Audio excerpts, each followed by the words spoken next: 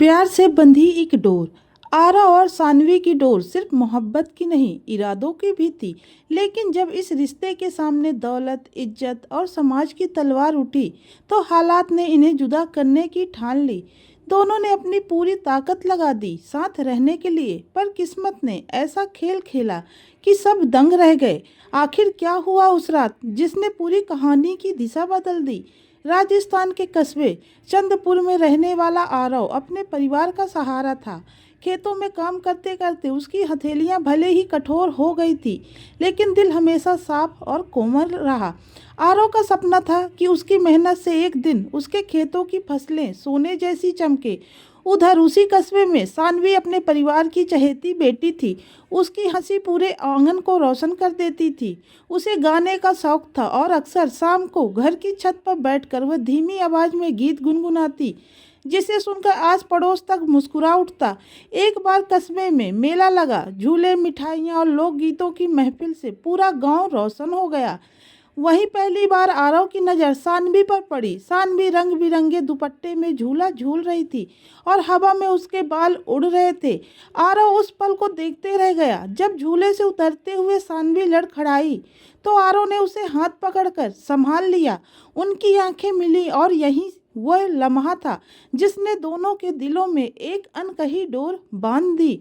धीरे धीरे उनकी मुलाकातें बढ़ने लगी। खेतों के रास्ते पर चलते चलते वह बातें करते, कभी गांव की तालाब किनारे बैठकर हंसते। सानवी को आरव की सादगी भा गई और आरव को सानवी की मासूमियत।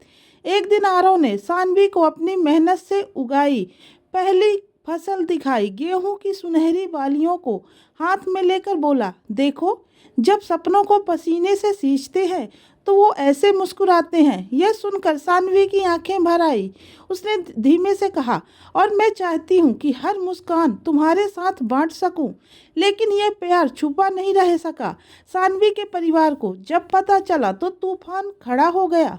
उसके पिता ने गुस्से में कहा, सानवी, हमारी इज्जत मिट्टी में मिलाना चाहती हो? एक किसान लड़के से शादी करोगी? तुम्हारी शादी बड़े घर में होगी, जहाँ दौलत होगी, नाम होगा। सानवी ने रोते हुए जवाब दिया, पापा, जहाँ दिल की सच्चाई हो वहीं सबसे बड़ा घर होता है।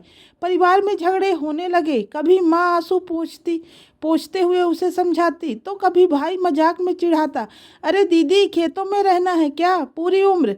लेकिन सानवी हर बार अपने प्यार के लिए डटी रही। इधर आरव ने भी हार नहीं मानी। उसने खेती में नए तरीके अपनाए, टपक सिंचाई, उन्नत बीज और मेहनत की नई तकनीकें। धीरे धीरे उसकी ज़मीन पर हरियाली फैलने लगी। गांव वाले उसकी मेहनत की तारीफ करने लगे। सानवी छुप कर आरव की भी मदद करती। कभी उसके लिए खाना ले से लाती, कभी रात को खेत की मेड़ पर बैठकर उसे गाना सुनाती, ताकि उसका थकान भरा दिन मुस्कुराहट में बदल जाए। उन पलों में दोनों दुनिया भूल जाते। आखिरकार जब गांव में आरव की मेहनत की गूंज फैली और उसके खेत की फसलें कस्बे में सबसे आगे निकाली गई, तो सानवी का परिवार पिघल गया। उसके पिता ने पहली बार आरव को बुलाकर कहा, बेटा, तुमने साबित कर दिया कि इरादे अमीरी गरीबी से बड़े होते हैं। अगर मेरी बेटी को खुश रख सकते हो तो वह तुम्हारी है। सानवी की आंखों से खुशी के आंसू बह निकले।